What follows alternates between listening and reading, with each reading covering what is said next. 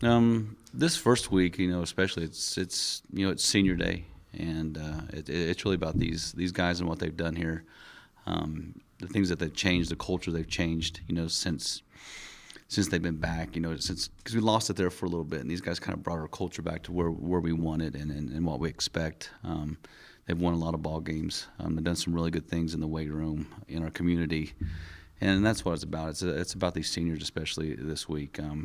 Then you got the bye week, of course, which is give them a little time to, we'll practice 3 days that week, give them some time just to kind of relax, and then it's the last game of the season possibly, and so, why not give it your all? A 7-4 is a really good season. We talk about the MIAA.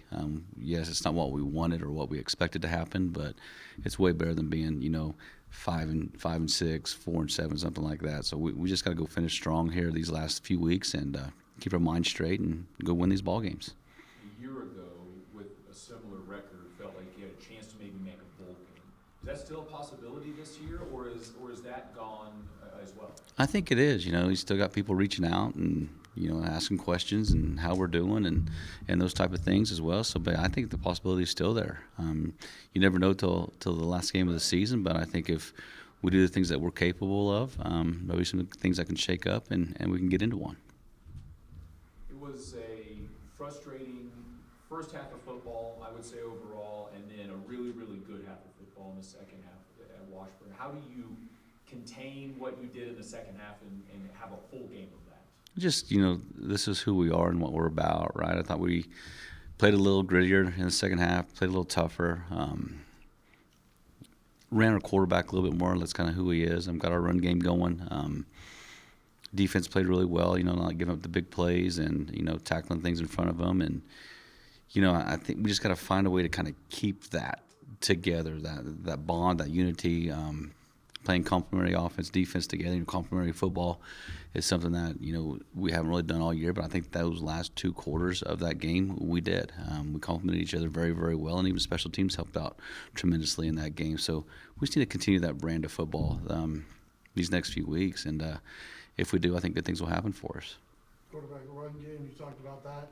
Was that a concerted effort, or was that allowing Caleb to just kind of be who he is? I think just, with the losing 2 running backs early in the season and, when we're down, we're kind of only got 1 or 2 right now that's left. And you got to save them a little bit. And, Caleb is a very good runner. He's very elusive. He's strong. He's powerful. And just give him the opportunity to loosen up a little bit and go make some plays. And I think that's really what his game is getting out in the open and running and making plays. So we just got to find things that he's comfortable doing. I think he's comfortable doing those things, and I think we just need to continue doing it. Not sure that we've seen him ever slide. Do you have a conversation about him on preserving himself a little bit because he is still needed to throw the ball? He has more often than not, right? There's times when he slides, I'm like, hey, you could have got 3 or 4 more yards before you even thought about sliding there. But, it's just kind of that time, we need to go win ball games. And it's kind of the, do what you can to win those ball games. So get as many yards as you possibly can. He's pretty elusive.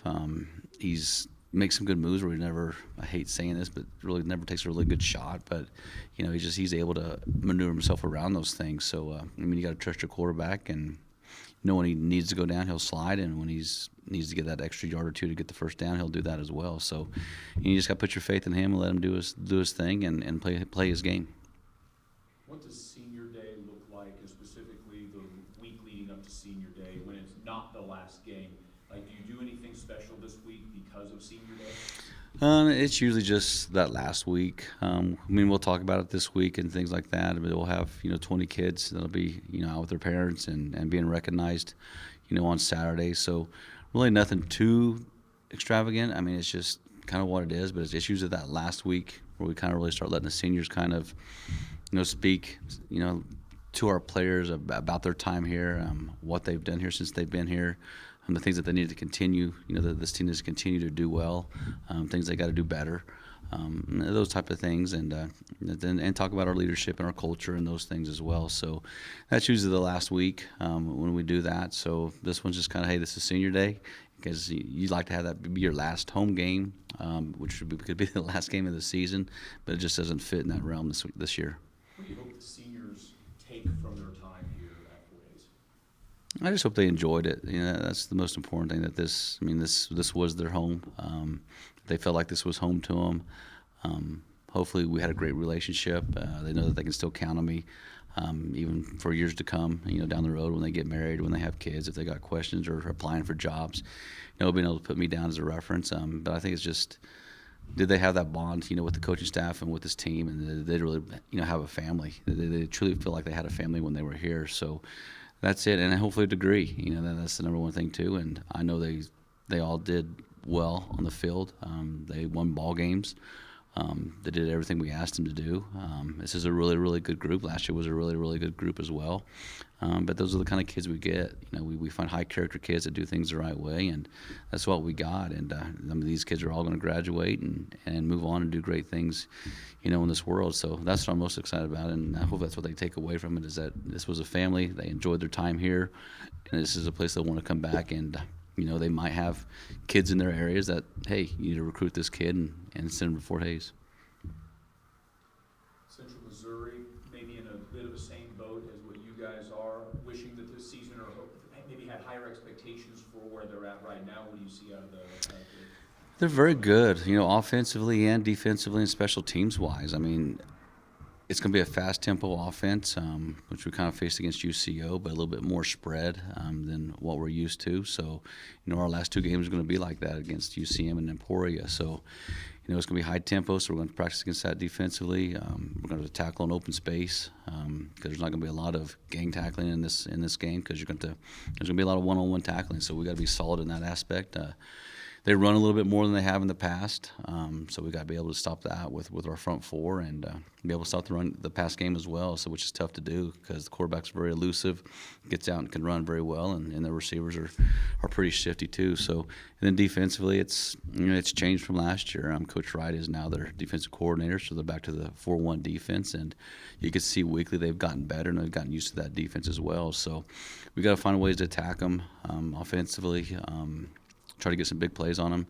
But the one thing I think is we've got to establish the run game, which, of course, against that 4-1 defense that Rich Wright runs, it's usually pretty tough. But I think our coaching staff did a good job of putting some things together to hopefully establish a run game and open up some pass game for us as well.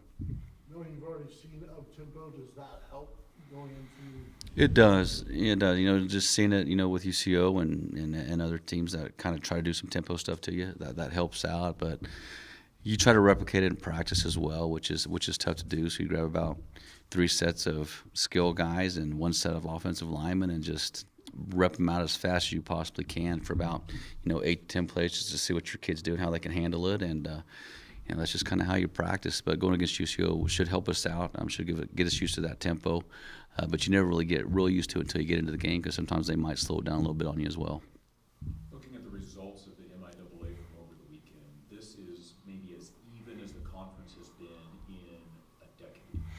It is. It's crazy. I mean, week in and week out, and I think it's just the matchups and how people match up with each other. I mean, every week it's a little bit different. One team might be really good on defense and the other, really good on offense, and it's just kind of how you match up, that week against your opponent. And it goes down to the skill set as well, because sometimes your skill set's better against this opponent than another team. So it's crazy. It's our conference. It's week in and week out. You got to be prepared and you got to be ready, and you got to be, you got to go find a ways to win ball games. But this year there's been a lot of upsets. People would call a lot of surprises as well. But to me, anybody in this conference can beat anybody on any given day. Much like how it seems like you have struggled at Washburn for whatever reason, even in the win, they've been really close. Central Missouri has struggled here for whatever reason at times. Is there something magical here about against the Mules that you guys have lined up? Well, we hope it continues, right? That's number one. I don't know. I think it's usually later in the season. We have a really good home crowd as well, which helps us out.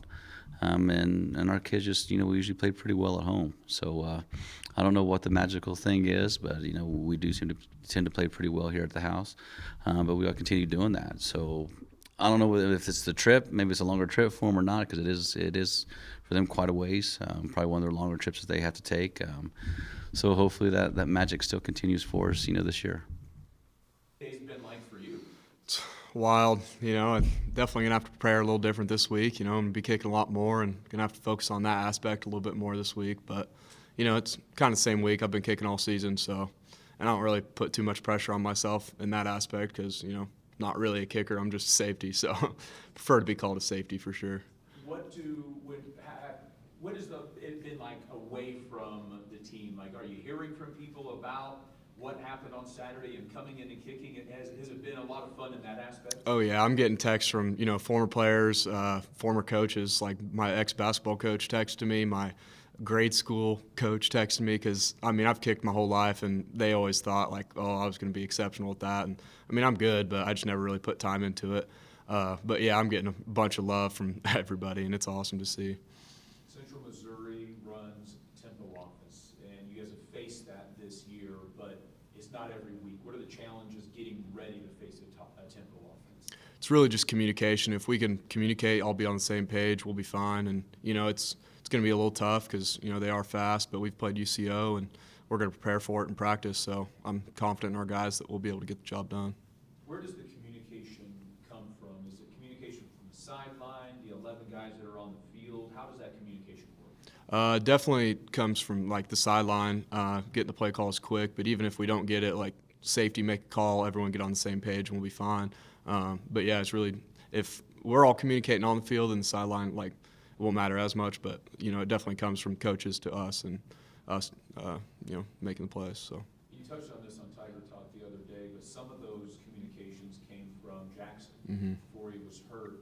Who has filled in that role as kind of the coach on the field? Yeah, Ko has filled in a little bit. Definitely, like me and Chavo have had to speak up, a little bit more often. But because Jackson was always that leader, and he knew he was very smart with that kind of stuff. So yeah, Ko has had to step up big time, and I've had to step up, leadership, be more vocal as well. But Mike's helped out a lot too. So it just kind of comes from everybody. Even the linebackers have helped out a lot. So everyone's kind of stepping up. Obviously, in the same kind of role, the kicker with the next man up is the next man up. So what's that like as far as the secondary? You guys are banged up, having to have guys in different positions. So what's that like, and what's maybe the key against this defense to make sure those guys are ready to go? Yeah, it really just comes down to how we practice this week. And, they've guys that have stepped up, they've had great weeks of practices in the past. And, I trust those guys to go out and make plays, do their jobs. And, they've been playing exceptionally in practice, and it's translated in games. Bashu had a good game. He stepped in on the fourth quarter and overtime. That was huge for us. Donovan's going to step up, too, if he needs to be, if we have different packages, this week. And I trust those guys. They're going to get it done. And all comes down to communication throughout the week of practice and, just doing their job. Similar to kind of what I asked Cale with the offense, there are games like Saturday where against Washburn you guys played exceptional, really, for the most part. And then there's games that hasn't gone quite as well. Yeah. What is the difference between those moments? Yeah, it's really just comes down to like couple guys not doing their jobs, and sometimes the offense we're playing, they make the play that leads to a touchdown instead of some offense. Maybe we get lucky and get a 10-yard tackle or something like that. So, even that Washburn game, we had some busts, but one guy on the defense made a play to make up for it. And, other games, we just didn't have those moments. So, Talked a little bit with Coach and with Cale about it being senior day. When you were specifically a redshirt and a freshman and still learning things, what do you look to get from those seniors? And what have you learned from the seniors over the last couple of years? just kind of had to battle adversity because, when I was first freshman, we came in 3-8, and, that was really tough. And then kind of seeing how we turned that around, through the leadership and just culture, just on the little stuff like weights and spring conditioning and all that kind of stuff. So that was just huge to see from them because, they were so vocal. And even like the guys before Cale, like Mason, Miles, all those guys, they were just phenomenal. And, just always looked up to those guys, see how you want to play on the field and how to be off the field as well. They've been huge role models for me. How do you then start passing that along? Because here before long, you're going to be one of the guys that are long in the tooth here. Yeah. Just teach the young guys the importance of, culture and working hard and just being a good person outside of football as well. Because, sometimes they don't understand. Coming in as freshmen, you don't understand fully, how huge it is, to be a good person here and just work hard. So just kind of establish their good work ethic early, and, it'll carry over. So. With the final home game coming up? I would say no. obviously being a senior, there's definitely some heavy heart with it. It is kind of surreal, the fact that it's my last home game, but it not being our last game of the season, you try not to let it, be like a sob story. You try to just go into it like any other game. And honestly, just excited to get one last opportunity to play in front of the home crowd. Have a lot of my friends and family making the trip out here this weekend, so that also means more, and so I'll carry that with me on Saturday. First day game at home this year. What's the difference? Obviously, the time. But the difference in preparation for a day home game versus the evening? I mean, every week you kind of have a different battle, whether it's a day game or a night game. I enjoy a day game. I enjoy waking up and kind of just getting right after it instead of sitting there all Saturday and just, waiting and waiting, hoping for it to come.